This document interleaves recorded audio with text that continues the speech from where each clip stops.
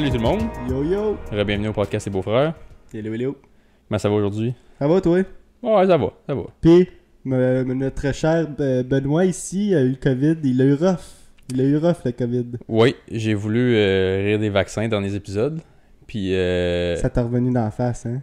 Oui, fait que ça a commencé genre jeudi soir, la gorge a commencé à piquer. Je suis comme, petite grippe saisonnière, petite grippe d'homme annuelle, elle passe. 10 jours plus tard, ça fait genre comme. Encore aujourd'hui, je suis encore un petit peu grippé. Puis j'ai parlé avec du monde à la job aujourd'hui. Je disais, j'avais eu comme des grosses migraines. Comme tu sais, on dirait que ta tête, elle veut 1 litre d'eau, puis t'as juste comme 500 ml de place, genre. Comme, T'as trop de stock, on dirait comme ta tête, elle rapetisse, puis le stock, il grossit. Fait que comme on dirait que t'es compressé ben raide. Puis là, je parlais de ça à la job aujourd'hui. C'est comme, quand je peux rentrer la semaine passée.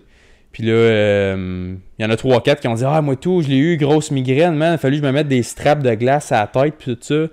Fait que j'étais content de voir, j'étais pas seul avec des migraines. Là. Mais ça va aller. La vie continue, puis on est correct. Là, ça va mieux? Ouais, ça va. Je me suis entraîné hier, là. C'était pas fort, mais...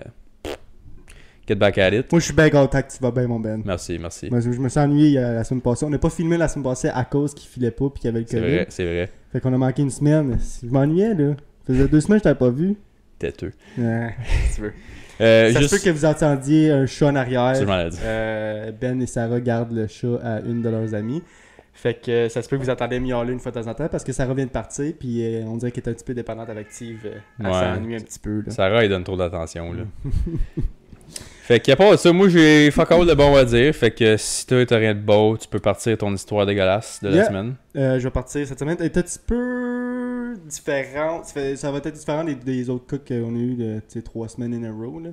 C'est un petit peu différent, mais c'est quand même une très bonne histoire. Notre cas de cette semaine commence le 25 mars 2015 en Saskatchewan et on va parler de l'histoire de Brittany Gargle. Il est environ 6h du matin lorsqu'un homme marchant près d'une décharge près d'un domaine dans la banlieue de Soudan, à Saskatoon, a appelé d'urgence le 911. Il était tombé sur une jeune femme qui gissait par terre. Elle était froide au toucher et des marques lui couvraient le cou. Elle portait un manteau en cuir noir et il y avait du sang sur la capuche. Elle ne portait pas de chaussures et sa montre était brisée. Sur la scène, on pouvait voir qu'il s'agissait clairement d'une lutte violente. Comme elle s'est vraiment débattue, c'est une grosse fight. Self-defense. Ouais. Les autorités sont intervenues rapidement, mais il n'y avait malheureusement aucun signe de vie et elle a été déclarée morte sur les lieux. La seule chose qui se trouvait à proximité était une ceinture bleue foncée avec une grande boucle. Rappelle-toi de la ceinture, c'est important. OK. À part ça, les environs semblaient normales et calmes. Elle n'avait rien qui puisse l'identifier, alors la police a publié des images de ce qu'elle portait et de ses tatouages distinctifs, notamment un gros lion sur le dos. Il n'a pas fallu longtemps avant qu'une adolescente nommée Cheyenne appelle. Elle plairait au téléphone et a déclaré que les tatouages correspondaient à ceux de sa meilleure amie nommée Brittany Gargle. Elles étaient sorties ensemble la nuit précédente, les deux, mais avaient été séparées tard dans la nuit et elle ne l'avait pas revue depuis. Brittany Gargle, 18 ans, a vécu à Saskatoon toute sa vie. Ses amis l'ont décrite comme étant franche et ne retenait jamais ses opinions. Comme nous et toi, mettons. Elle était aventureuse, et aimait le snowboard, le plein air et le camping. Brittany était fougueuse, dotée d'un grand sens de l'humour et ne manquait jamais de personnes souhaitant passer du temps avec elle. Elle était occupée, venant tout juste de reprendre ses études secondaires et économisait de l'argent en occupant 2 emplois. Elle avait lâché l'école, mais elle était retournée, elle a repris comme, pas sa vie en main, mettons, mais... Ben oui, elle a repris sa vie en main. Finir ses études, c'est important. Là. Elle voulait terminer ses études secondaires, aller à l'université pour étudier le commerce, puis se lancer dans l'industrie hôtelière. Malheureusement, la vie avait d'autres projets pour elle. Les autorités ont commencé à rassembler les informations de la veille. Ils savaient déjà qu'elle était sortie le soir, ce qui a considérablement réduit les possibilités de l'heure de son décès. Le 24 mars 2015, une amie de Brittany nommée Natasha lui avait prêté de l'argent pour de l'essence et lui avait demandé quels étaient ses projets pour la soirée.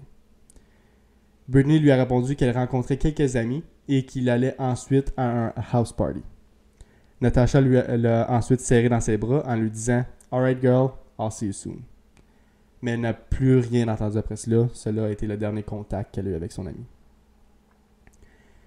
Sa meilleure amie depuis de nombreuses années, Cheyenne, la femme avec qui elle avait bu cette soirée, était la suivante à parler à la police. Les deux amis se sont rapprochés lorsque Britney a découvert l'enfance tumultueuse de Cheyenne et est devenu un grand soutien pour elle. Britney a appris que Cheyenne avait un gros passé, puis elle avait eu passé à travers de beaucoup de choses, puis comme elle se sent... I guess qu'elle se senti mal, puis elle a dit « je vais prendre sur mon aile, genre, tu vas être ma best friend, puis on va tout être ensemble. » Comme, je sais pas si on va dire. T'en remettre sur le bon chemin. Elles étaient inséparables, passaient la plupart de leur journée ensemble, et boire un verre était quelque chose qu'elles faisaient régulièrement. Leur soirée a commencé juste après minuit, lorsque Britney a publié un selfie sur Facebook de elle et Cheyenne, avant de partir pour la nuit. Fait qu'ils ont posté une petite photo ensemble sur Facebook. C'était Prime Time Facebook 2015, maintenant. Cheyenne a déclaré à la police qu'elles étaient rendues ensemble à plusieurs endroits dans la voiture de Britney, en commençant par la brasserie de Manchester, qui est un petit bar. Ils se sont ensuite rendus au House Party pour finalement traverser la ville pour se rendre dans un bar appelé Colonial Pub and Grill, un autre bar. Cheyenne a déclaré à la police que le House Party était assez intense et qu'elle ne se souvient donc pas de beaucoup de choses qui se sont passées au Colonial Pub and Grill. Elle était vraiment saoule. Par contre, elle se souvenait vaguement de quelque chose qui s'était passé qui pourrait être à l'origine de ce qui s'était passé à son ami. Elle se souvient que Britney avait commencé à parler à un homme au hasard au bar et ils semblaient s'entendre tous les deux. Très bien, mettons. Britney lui a demandé un briquet et l'a invité à prendre un verre avec eux. Mais avant que Cheyenne puisse apprendre à le connaître ou à connaître son nom, Britney et l'homme ont quitté le bar sans dire à son ami où ils allaient.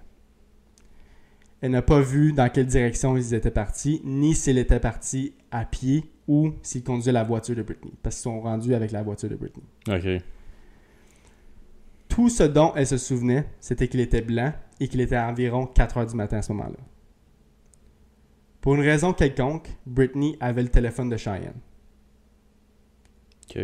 Et Cheyenne était retournée chez son oncle après le bar, qui avait confirmé qu'elle était venue le voir seule. Fait que pour récapituler, Britney crée son camp avec le gars. Elle a le téléphone cellulaire de Cheyenne. Cheyenne, elle sait pas qu'ils sont partis où. Elle dit fuck it, moi aussi je vais partir. Elle est partie chez son oncle. Puis son oncle a collaboré disant elle est arrivée seule. Genre. Puis elle avait pas son téléphone. Puis elle avait pas son téléphone. Mais comment qu'elle savait que c'était Britney qui l'avait? Le téléphone? Ouais. Comme elle se souvenait d'y avoir prêté ou elle ça se s'en souvenait vient, d'y avoir prêté, mais on va en discuter aussi un petit peu plus, mettons. Parfait. Pour une raison quelconque, Britney avait le téléphone de Cheyenne, comme j'ai dit, excusez. Malheureusement, Cheyenne ne pouvait pas fournir plus d'informations et le peu d'informations dont elle disposait était de toute façon très flou. Comme elle était vraiment saoule, elle l'a dit du début, genre j'étais saoule, je vais donner les informations que j'ai, mais c'est flou, toute la soirée est floue, mettons. Quelques heures après avoir vu son ami pour la dernière fois, Cheyenne a posté sur Facebook « Où es-tu? Je n'ai pas eu de tes nouvelles. J'espère que tu es rentré chez toi sain et sauf. Je t'aime. » Elle a publié ça sur Facebook comme... Sur son wall. Sur son wall. Genre. OK. Avant qu'il retrouve le corps, mettons, le matin. À ce stade, les agents n'avaient qu'un seul objectif. Retrouver cet homme mystérieux avec lequel Britney a été vue pour la dernière fois. C'est lui le suspect numéro 1 en ce moment. C'est lui le suspect numéro 1. Faut le trouver, right? Yep. On ne sait pas où la voiture de Britney a été retrouvée, mais lorsqu'elle l'a été, elle était couverte de poussière, de saleté, de marques sombres sur le côté et avait de hautes herbes dans les pneus. Fait que j'ai vu que la voiture de Britney a été retrouvée, je sais juste pas où. Okay. Ils n'ont pas dit où, il n'y a aucun rapport de police qui dit où qu'il l'a retrouvée, je sais juste qu'il a été retrouvé, puis quand il l'a retrouvé, plein de poussière, plein de saleté, de l'herbe d'intérieur. Ils ont fait du off-road. Ils ont fait du off-road, puis il y avait beaucoup de marques sur le côté du char. De la voiture qui n'était pas là avant, mettons. OK. Puis ça n'a pas rapport que je vais dire, là, mais t'as dit qu'elle avait 18 ans, elle. Fait qu'elle a réussi à rentrer dans 3 bars underage et tout, là. Fait... 2 bars. Puis un house ouais. party. Ouais, je voulais juste, comme j'étais comme, OK, ben, I guess que dans ce coin-là, ils cartent pas bien. Puis c'est 2015. Mais je sais pas si c'est en Saskatchewan, c'est 18 ans ou 19 ans. Je pense que c'est juste Québec qui a 18. Ça se peut, je sais pas. Mais je Peut-être pense que je me trompe, on devrait savoir ça. Je suis pas mal sûr je suis pas mal certain que c'est juste Québec. Moi, tout. Mais en tout cas, c'était juste, je viens de penser à ça. Là. Le téléphone de Cheyenne était bel et bien dans la voiture, confirmant ce que Cheyenne a dit aux policiers. Les détectives ont vérifié les images de sécurité du Colonial Pub and Grill, mais aucune des caméras de surveillance n'a aperçu les deux filles et le bar n'avait aucun souvenir de leur présence. Là, c'est là que ça commence à être un petit peu weird. Cependant, la soirée au pub était chargée, comme il y avait beaucoup de monde, et il était possible que le timing de Cheyenne soit erroné. Le fait. Il dit, je suis arrivé là à 4h, mais dans le fond, il est arrivé à 3h. Mais moi, dans ma tête, je suis comme, ok, mais fais juste tout checker les caméras. Il s'en fout.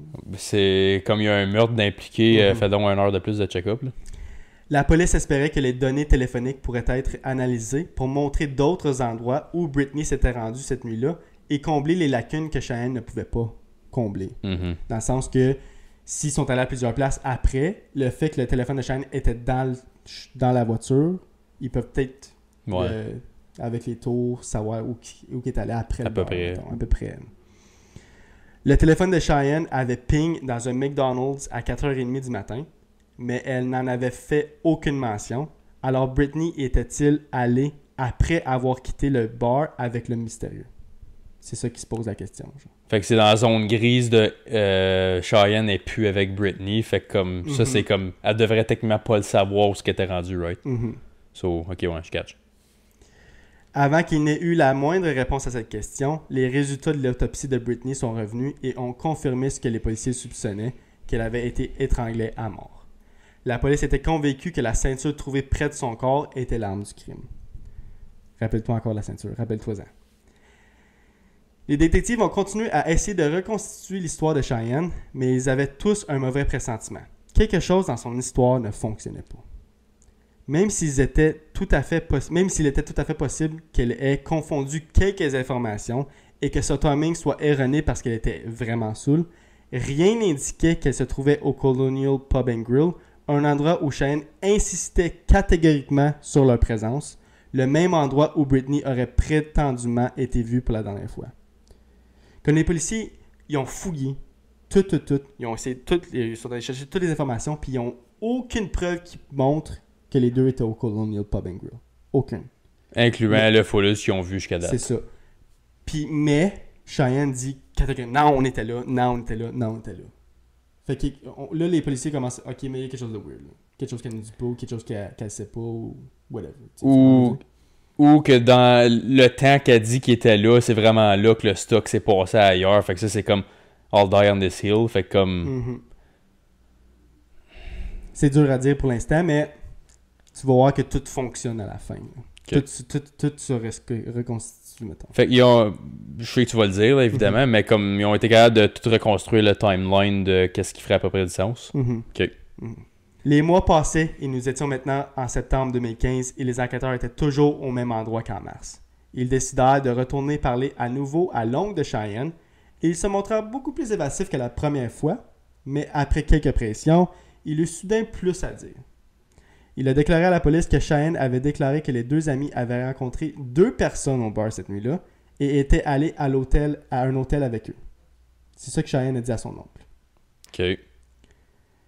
La seule chose qu'elle lui a dite, c'est qu'il s'agissait de 2 hommes noirs, alors qu'avant, elle avait dit que Britney parlait à un homme blanc.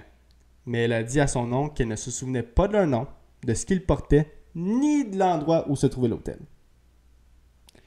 Qui était pas à New York, là, des hôtels à Saskatoon, il n'y en a pas 40. C'est ça. C'est... Là, tu vois, là... Tu commences à... Il y a un petit problème quelque part, là. Oui. Tu sais que l'histoire s'en va, mettons. Une petite idée. Elle a déclaré qu'ils fumaient tous de la marijuana ensemble et qu'une dispute aurait éclaté à propos de cocaïne, d'une certaine drogue, mettons.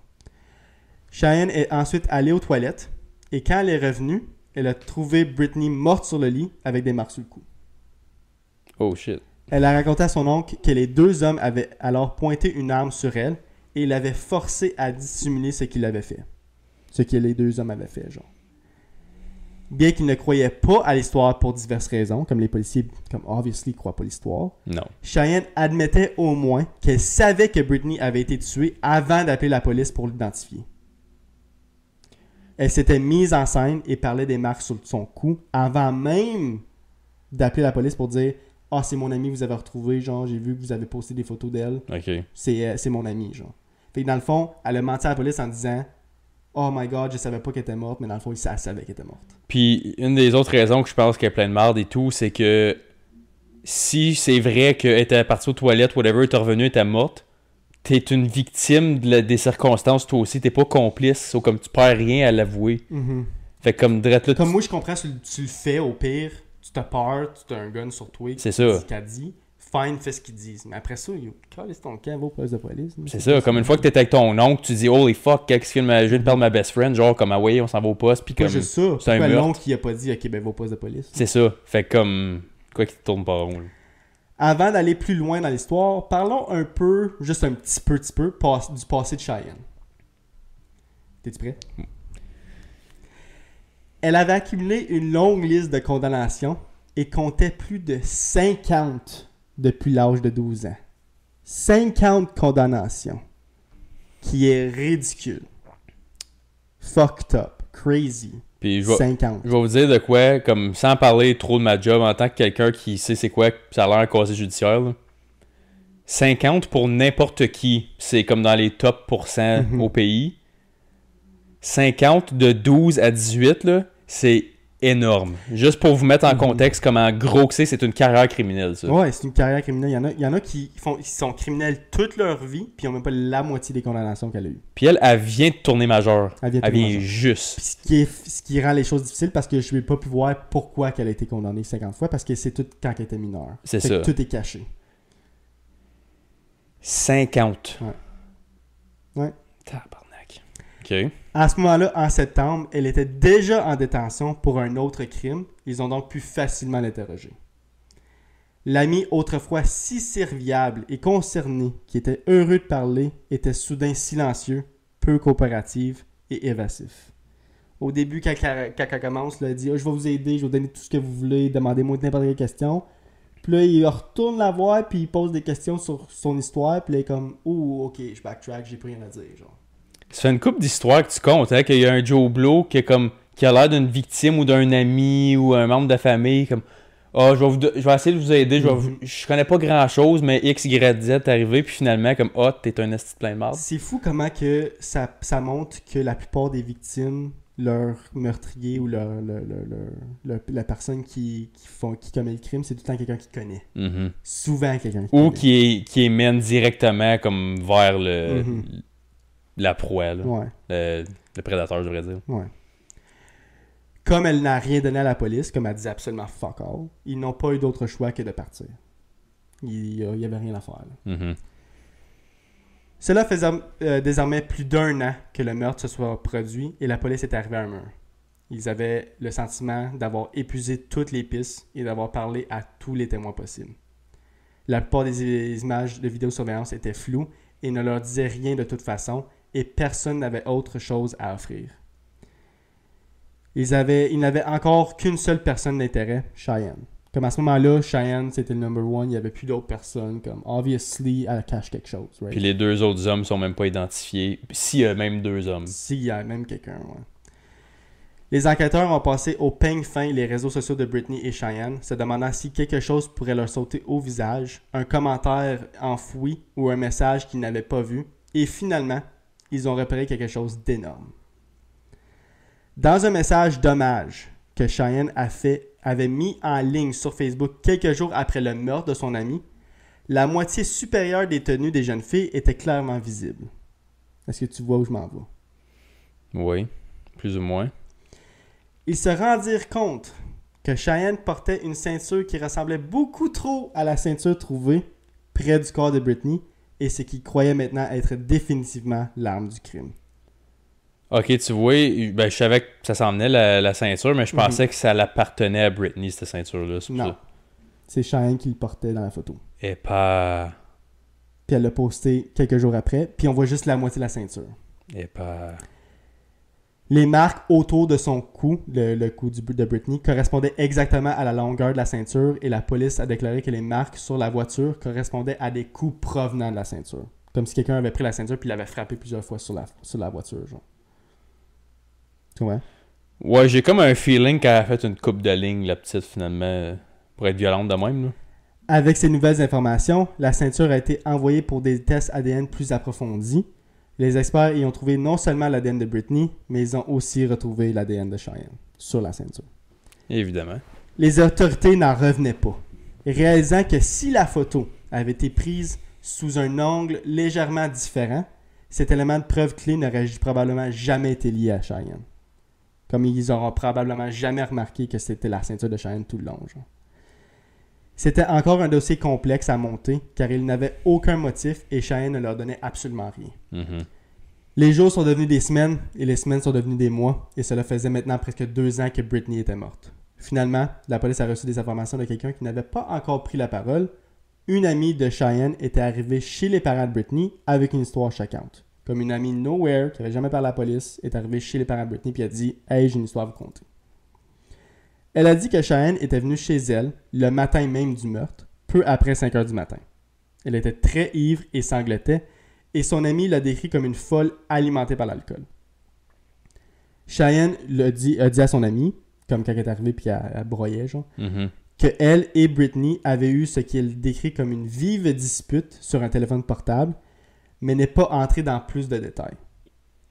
Pleurant et tremblant hystériquement, Cheyenne a alors déclaré qu'elle avait frappé et étouffé Britney à mort avec sa ceinture. Elle l'avoue à son ami, genre. Cheyenne a ensuite pointé quelque chose à l'extérieur, et alors que l'ami regardait dehors, elle a vu la voiture de Britney parkée, avec Britney affalée contre la fenêtre du siège passager en train de saigner. Et tabarnak. Fait qu'elle l'a vue morte, genre. Elle était déjà Elle morte. était déjà morte. Ok. Mhm.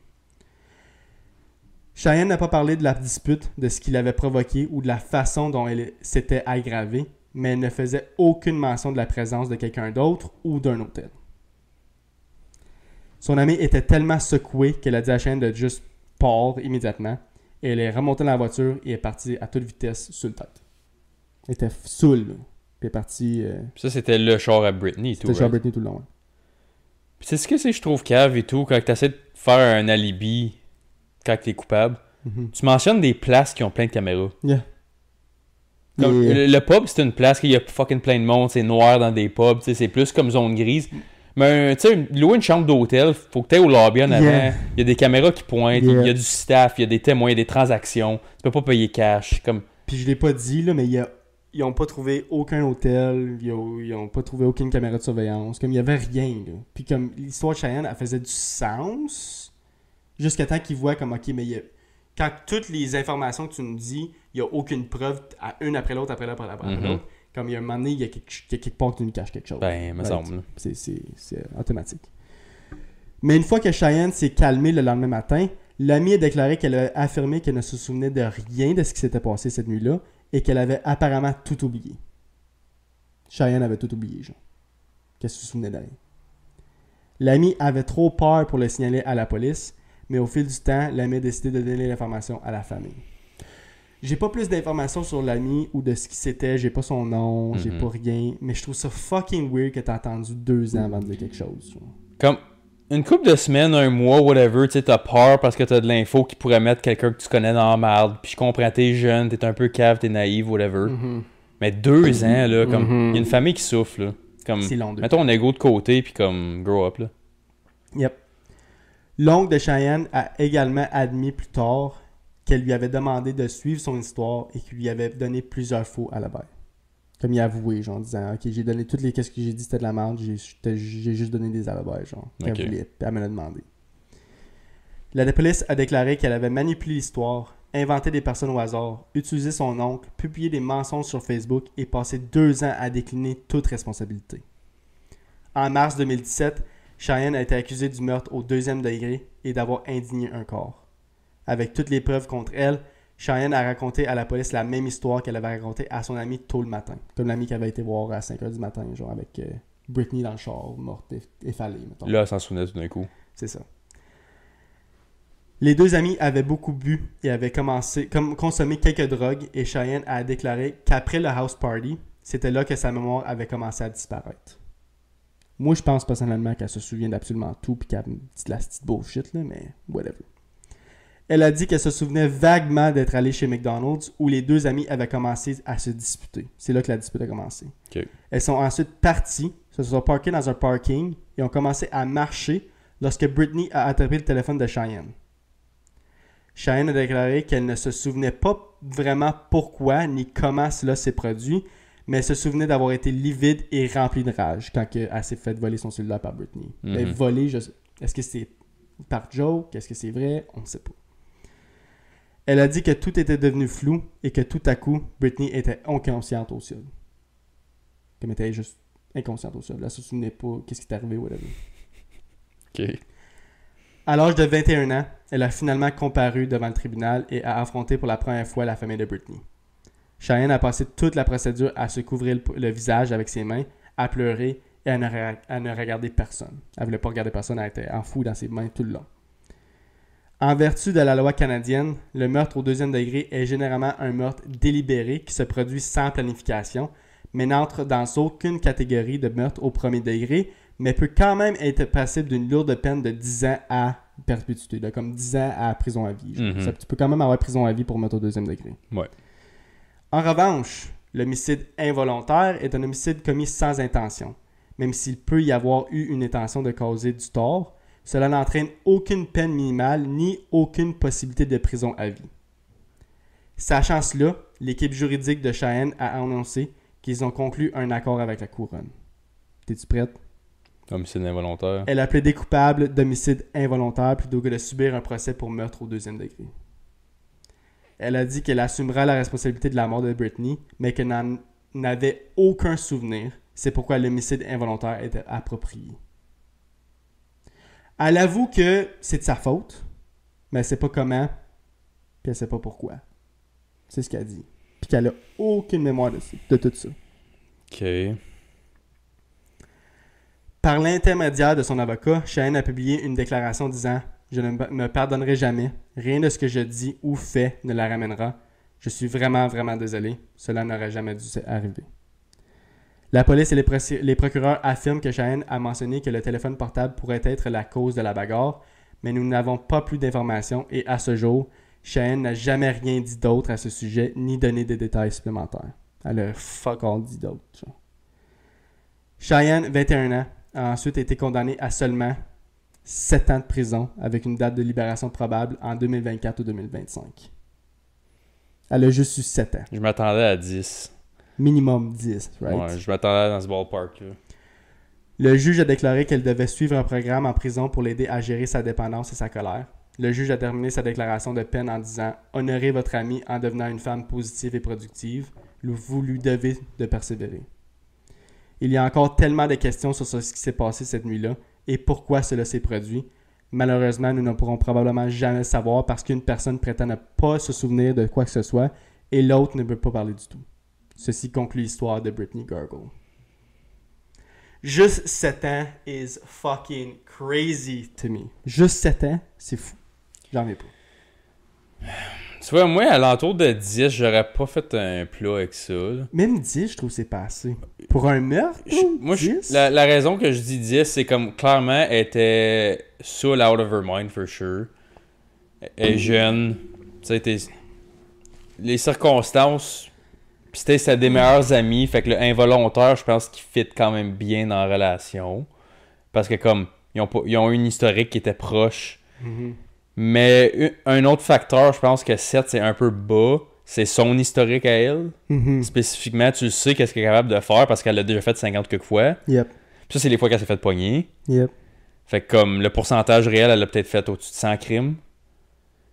Puis tu y vas easy sur elle après tout le passé qu'elle a eu. Comme ça, elle s'en est sortie avec 50 crimes, elle est encore comme dans la société, puis elle est libre. Elle sort l'année prochaine. Elle est libre. Libre, là, l'année prochaine, aucune comme... C'est ça, fait que là... Moi, pour moi, 7 ans, c'est pas assez. 10 ça l'est ans, pas. moi, je trouve 10 ans, ça aurait pas été assez. Je suis d'accord, mais comme si j'aurais entendu 10, au moins un double digit, ça fait un peu comme un petit impact de plus. Puis comme je te dis, tu connais son historique, tu sais qu'est-ce qu'elle est capable de faire. Mm-hmm. Puis qu'est-ce qu'elle a déjà fait fucking plein de fois. Puis là, on parle d'un meurtre. C'est pas... C'est pas une petite joke, là. C'est un meurtre. Quelqu'un est mort, là. C'est ça. Je suis d'accord avec l'homicide involontaire.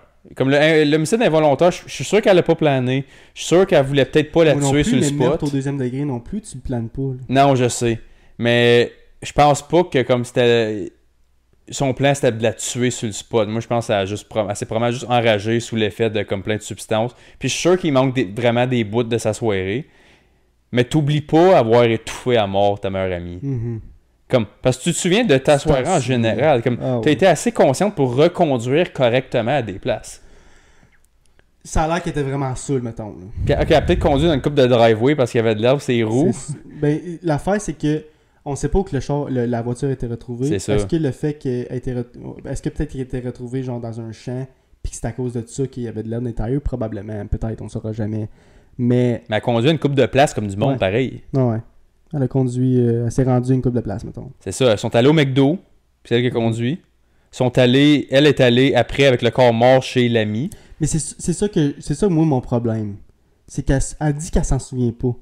Mais elle a mis Cheyenne, après l'avoir étouffé, elle a pris Cheyenne, l'a mis dans la voiture, elle a été voir une de ses amies, et il a dit qu'est-ce qu'elle avait fait. C'est ça. Elle a crissé son camp, elle a été quelque part d'autre, sorti Britney du char, la laissé par terre, puis crissé son camp après. Ouais. Laisser le char là, puis crissé ton camp. Ou, non, elle a apporté les chars quelque part d'autre, puis après, de là, elle est partie chez son oncle. Fait qu'elle a dû dégriser un peu pendant ce temps-là, parce que C'est veut pas. sûr que oui. Puis là, t'as un corps mort, là. Pendant ce temps-là, tu consommes pas, là. T'es sur le rush de Mhm. dealer avec la situation. First of all, on va mettre ces choses au clair. Et moi, je pense qu'elle était pas saoule et qu'elle se souvient à 100%. Moi, mon opinion, c'est qu'elle se souvient à 100% de ce qui s'est passé. Elle veut juste pas l'admettre.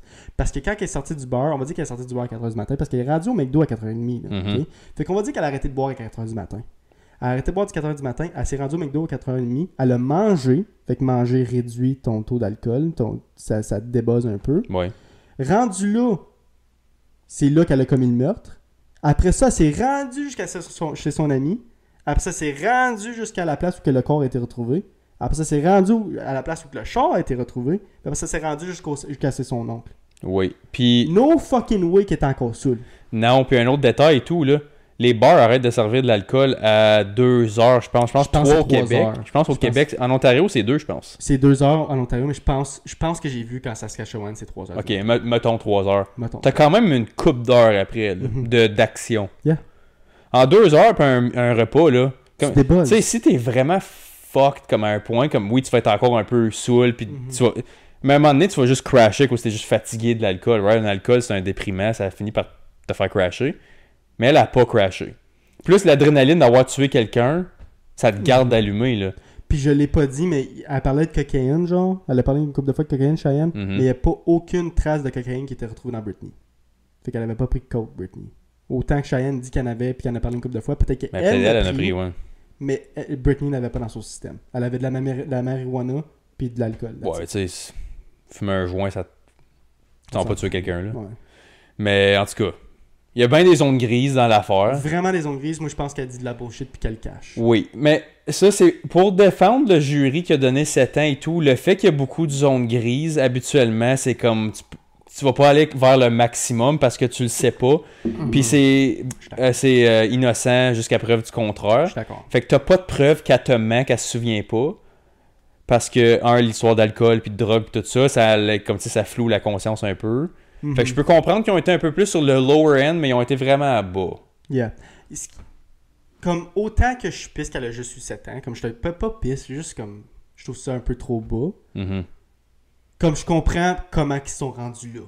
Le fait qu'ils voulaient pas aller faire un procès parce qu'il y avait peut-être pas assez de preuves pour C'est prouver ça. catégoriquement qu'elle avait commis le meurtre au 2e degré. C'est ça que je veux dire. Peut-être qu'elle comme- avait pas assez de preuves, fait que le fait qu'ils disent ok ben on n'est pas certain qu'on va la trouver coupable pour meurtre au 2e degré, fait qu'on est mieux juste faire certain qu'elle va aller en prison puis C'est donner comment c'est homicide involontaire. Ouais. Puis c'est là que, rendu au jury, c'est là que t'es comme, ben là, on n'a pas le choix de donner juste 7 ans parce qu'on n'a pas vraiment d'informations, puis là, elle avoue rien, puis on sait pas grand-chose, puis on n'a pas aucune preuve. C'est ça. Comme, oui, elle a avoué, puis mais comme, puis oui, c'est ta ceinture, mais est-ce que c'est vraiment elle qui utilise sa ceinture? C'est Est-ce que ça. Tu sais, il y a plein d'affaires qui montrent que, ok, fine, le 7 ans fait du sens, mais dans ma tête à moi, c'est pas assez. Je suis d'accord, mais je pense que justement, comme le fait que c'est trop zone grise, ça va souvent vers le lower end, Mhm. comme qu'on vient de dire. Puis t'es mieux d'aller 100% pour le 7 ans que d'essayer d'avoir pour 15 puis pas de capable de le pogner pendant tout. Puis là, tu fuck ton trial. Mhm. Puis tu l'en avec genre comme ben là, elle a été. Tu sais, tu peux faire un counter case après, t'as été jugé avec. Comment on appelle ça, là? Mhm. Je comprends ce que tu veux dire. Tu sais, avoir Mhm. un counter pursuit, là, je pourrais me dire en français, une contre Pour poursuite. revenir, ouais. Pour avoir été trop harsh ou avoir fait des fausses prépositions, pis ci, pis Mhm. ça, là, tu sais comment que les avocats peuvent tourner Yeah. c'est ça leur job, là. Là, au moins, ça a été done deal, puis ça a été wrap it up. Puis Ouais. là, elle a fait son 7 ans, puis là, elle sort peut-être l'année prochaine ou dans 2 ans. Ouais. Puis si tu veux tourner un peu le positif, si jamais, ben, elle va sortir. Si jamais elle a vraiment changé, elle est encore assez jeune pour avoir une vie puis faire du positif dans le monde. Si jamais. Elle va être plus jeune que Maputo. Elle est plus jeune que Maputo. En 2015, elle avait quel âge? 18. Moi, j'ai eu 19 en 2015. Mm-hmm. À ton âge, c'est à le mon piton, je âge, pense. puis... Mais je pense qu'avec la date de fête, je pense que j'avais vu qu'il était plus jeune. Mais whatever, on s'en fout. Whatever, à notre âge. Ouais, à notre âge. Fait que c'est ça, je veux dire, elle va sortir, elle a même pas 30 ans. Ouais, elle a encore toute sa vie devant elle. C'est ça, fait que si elle a vraiment changé, puis j'y souhaite, là. J'y souhaite, d'ailleurs. C'est pour retourner dans la société, j'espère qu'elle est positif. Elle a une chance que plusieurs personnes n'auront jamais. Genre. Mm-hmm. Écoute, il y en a dans le temps qui faisaient des 5 à 10 ans de prison pour avoir vendu des joints, là. Ouais. Elle a tué quelqu'un, puis elle s'en sort avant 7 ans. 30 ans, puis il y a déjà 50 condamnations à son CV, là. Mais ce qui arrive, c'est qu'avant ses 18 ans, tout compte pas. Quand elle tourne 18 ans, c'est clean slate. Oui, c'est encore dans son dossier, mais... Oui. Comme, écoute, je connais les lois, justement, par rapport à ça, là. Mettons que tu as un casier adolescent strictement, comme tu as juste ado à 18, tu peux demander de tout faire effacer. Ça reste dans le database qui est accessible aux forces comme de la loi, tu sais, comme mettons les cours, les stations de police, tout ça, peuvent encore y avoir accès. Quand tu penses que c'est effacé, c'est jamais effacé. Parce qu'après ça, si tu fais quelque chose en tant qu'adulte, qui est le cas pour elle, tout apparaît, puis il faut que tu demandes un pardon après que tu aies complété ta prison, ta probation, puis tu aies fait le délai d'attente. Puis là, je peux te dire spécifiquement qu'elle, en 2015, elle ne pourrait pas avoir un casier judiciaire clean avant... OK, si elle sort en 2025, elle va avoir probablement une couple d'années de probation après ça. C'est certain qu'elle va avoir la probation. Habituellement, le nombre moyen, ça va être entre 1 et 3. C'est les chiffres comme pas mal que tu vois partout. Mettons, elle fait 3 ans de probation, le pire des cas. 2028, après ça, il faut qu'elle attende 10 ans. Elle va demander le pardon. Ouais. Fait que 10 ans, fait que là, elle serait en 2038 avant qu'elle ait aucun casier judiciaire. Puis ça, c'est si elle fait fuck all jusqu'en 2038. Ouais. Faut pas qu'elle fasse aucun autre crime. Fait que jusqu'à ce temps-là, ça va être présent à son actif judiciaire. Je peux te le confirmer. Mais imagine recevoir un pardon pour un homicide involontaire. Fuck, man. Ouais, puis encore là, il y a la loi qui considère justement que quand t'as fait certains crimes, t'es pas admissible pour un pardon. Comme par exemple, si t'as fait comme une agression sexuelle sur un mineur après le 13 mars 2012, justement, il y a comme une loi qui a changé que si t'avais plus que 5 ans sur un mineur, t'as fait une agression sexuelle, t'étais dans une position d'autorité, ou peu importe, tu peux pas recevoir un pardon. Tu ne peux pas recevoir un pardon. Fait que ça protège cette partie de la société, mais cette loi-là, je suis sorti en 2012. Mais je pense que pour des agressions sexuelles, tu devrais jamais recevoir un pardon. Je peux te confirmer que si tu as fait une agression sexuelle avant le 13 mars 2012, tu peux avoir un pardon. Je te le confirme. Je sais, mais c'est fucked up. Ouais. Anyways. On peut finir ça là-dessus, B? Oui. T'as-tu autre chose à dire? Non. Non? Non, avant que... Dites-nous en commentaire qu'est-ce que vous pensez. Est-ce qu'elle méritait 7 ans? Est-ce qu'elle méritait plus? Moins? Est-ce que vous pensez qu'elle dit de la bullshit? Comme que moi? Ou vous pensez comme Ben puis qu'il manque une coupe de petits moutons? Moi, je pense qu'il manque peut-être un 5 à 10% gros max. Ouais. Moi, je pense qu'il manque fuck all. Casser tout. T'as probablement raison, mais j'ose espérer qu'elle a un petit peu raison. J'ose espérer parce qu'elle va sortir. Ouais. Fait que j'espère que t'as raison. Ouais. Mais... Ben, moi tout. C'est sûr, j'espère qu'il a manqué des bouts pour vrai puis qu'il a dit la vérité. On veut tout que ce soit la vérité. Mais probablement pas. En tout cas. Bon, on va finir ça là-dessus. Si vous écoutez juste la première partie du podcast, on va se voir la semaine prochaine.